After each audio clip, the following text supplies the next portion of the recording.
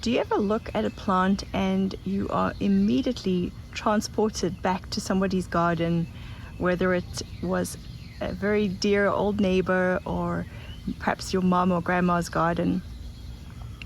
Well, this is a Lenten rose, and I want to share a little story about my mom-in-law. Right before she passed away, I received a little box in the mail. It was obvious that it took a lot of time to pack up the box. The writing was at an angle, and I know that she'd been struggling to write, and it must have taken her a long time to put it all together for me. I opened it really eagerly because she hadn't told me what she was sending, and inside was a little plastic bag, and wrapped up inside in a wet paper towel were a number of Lenten rose seedlings, and I was just so excited. I had given her a Lenten rose many years before, and it was one of her favorite plants. It sat right next to her front door, and it was the first plant that would flower in upstate New York. And right through the snow there would be these beautiful, beautiful flowers that would peek up, and it was just the most remarkable thing to see, and we'd watch for it very anxiously. Day after day we'd see the little buds and know that spring was coming.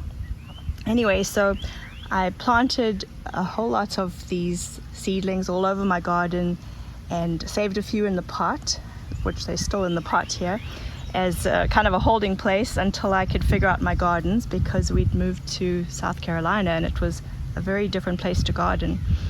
Anyway, I was weeding and watering the pot, and one day I noticed that right in the middle of the whole clump, with the roots completely combined in between the seedlings, were a few strawberry leaves. And so I very carefully took the whole thing apart and transplanted the strawberries, and today is my first strawberry. It's just starting to turn red, and I am so excited. There are about 5 plants, and I've babied them along all winter and into the springtime, and this is just such a precious memory from my mom-in-law, and I wanted to share that with you today. And I would love to hear your stories.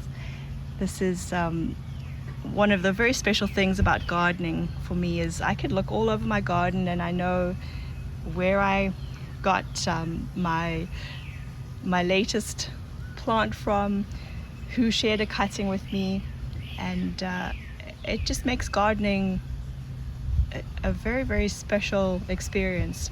All over my garden I have memories, and they are just such a treasure. Well, thanks for listening, and we'll see you in the next video.